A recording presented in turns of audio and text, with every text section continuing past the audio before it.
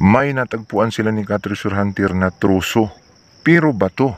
Mukhang truso lang. Pero bato ito. May laman kaya ito?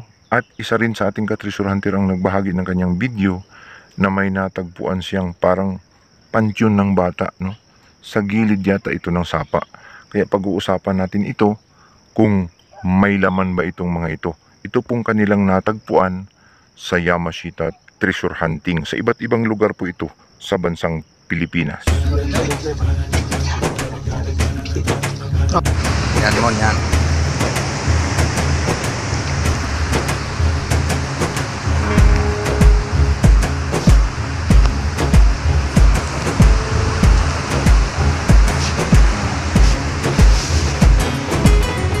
Yan mo, yan. Magandang araw po sa inyong lahat. Mayong adlaw sa inyong tanan diha sa Kabisayaan ug Kamindanawan. Hinaut unta nga naata sa mayong kahimtang, no? Naimbag na aldaw kada kayo amin mga kakabisa tayo na mga Ilocano. Assalamualaikum warahmatullahi ta'ala wabarakatuh. Luzon, Visayas, Mindanao hanggang Sabah. Tayo na naman po ay magbabalik sa isa na naman pong napakagandang topic natin pong ibabahagi sa inyo ngayon. Ito po ay ang mga natagpuan ng atin pong mga Treasure Hunter sa iba't ibang lugar, no, sa bansang Pilipinas. Ito ay ang truso, mukhang truso na bato, at ito pong parang pansyon ng bata na konkrito.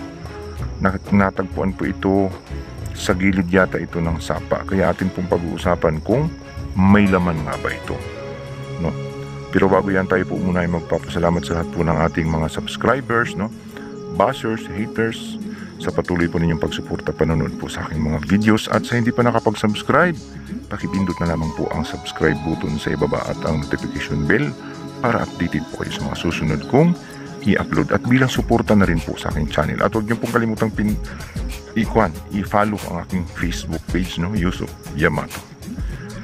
So ito nga ay diretso na naman tayo sa ating pong topic na pag-uusapan ngayon tungkol po dito sa nakakamanghang mga video, no, na unti-unting nagsilabasan na ipapadala sa atin upang maibahagi sa inyo. Ito nga ay ang mga mukhang truso na bato. So pag-uusapan muna natin yung mga naunang mga mukhang trusong bato na nakuhanan ng mga gold bars na maliliit. Ito po ay hango sa tunay na kwento mula po sa Mindanao at mula sa Luzon. So noong una sa Mindanao, dyan sa Davao, ay may kasamahan tayong nagpatunay na naghukay sila ng Yamashita Treasure. No, naghahanap sila ng Yamashita Treasure at nakatagpo sila sa ilalim ng parang mukhang trusong bato, no? So akala nila ito ay truso kasi pag tiningnan mo parang kahoy. So na-imitate no, na gaya ng mga Hapon ang truso na pinatigas nila na bato pala. So kapag natingnan natin parang wala lang kasi bato siya, di naman ganun kahaba, putol. At kung mapagkamalan natin na ito ay kahoy lang o walang kwenta, maaring inupu-upuan lang natin. Hindi natin alam na sa gitna pala noon, pag binasag, ay nandoon yung mga gold bar sa Yamashita Treasure.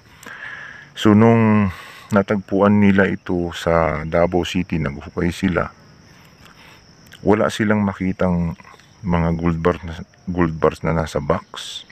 Kasi ang hinahanap nila ay yung mga gold bars na nasa box. So sa kakahanap nila, matagal na sila naghanap, ay wala silang nakita. At yung isa nilang kasamahan nag-isip na yung kahoy na kanilang inupu-upuan o tinitingnan, bakit matigas? So naisipan nila itong basagin. Pagbasag nila, lumantad yung mga gold bars na maliliit, no? Nandoon, nakabalot lang pala dun sa parang truso na bato, no? Artificial lang pala yung bato na yon na parang truso. Parang tiningnan mo parang kahoy, pero hindi kahoy, bato pala ito na ginawa ng Hapon para lagyan ng mga gold bars, no? So may lalim po ito na 70 feet, no? Itong nahukayan o nakuhanan ng mga gold bars na may truso. Hindi natin alam itong natuklasan ng isa po sa ating ka-treasure hunter na nakita natin sa video, although maiksi lamang ito, hindi mahaba, no? Ayaw nilang ipakita yung mahaba. So nakita natin na truso siya, pero halatang parang bato, no? Kung hindi man tayo nagkakamali. So may nakita tayong mga ebidensya na yung mga ganyang klase ay posibleng may laman. Ayon doon sa mga nakahukay na, no, nakakuha na, ay subok na may mga laman ito pong mga truso na artificial.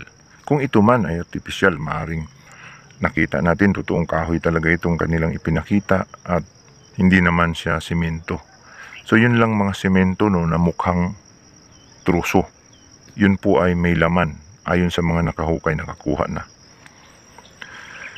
So posibleng may laman kung sakaling ito ay konkrito, ito pong mukhang truso na ito.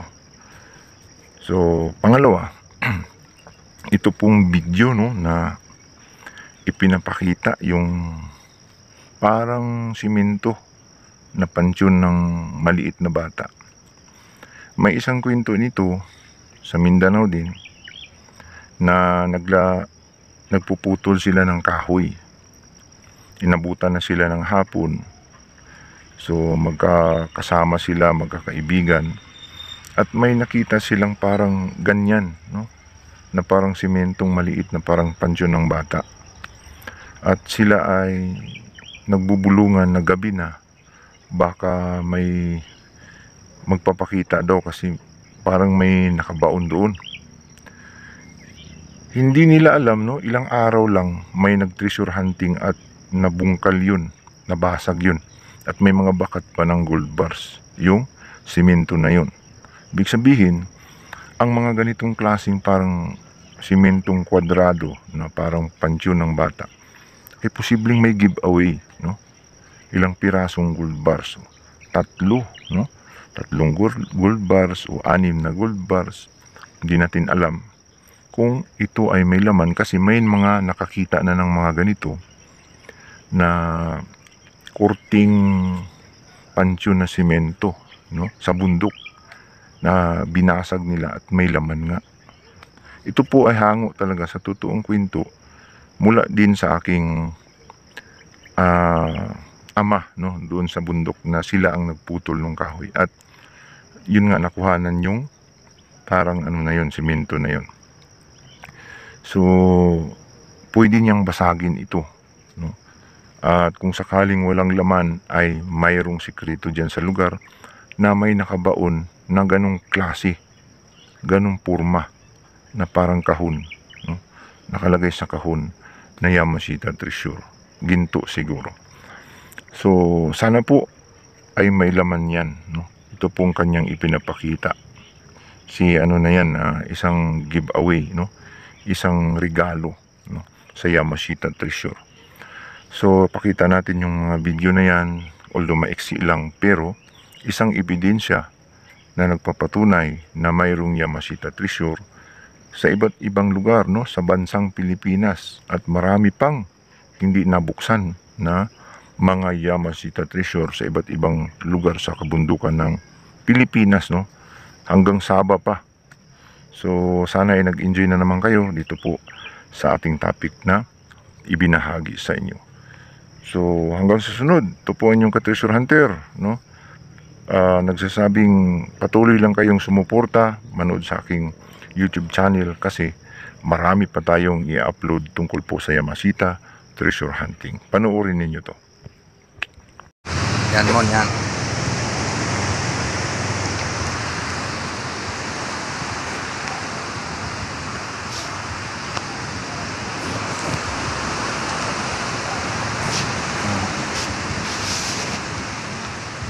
Yan mon yan.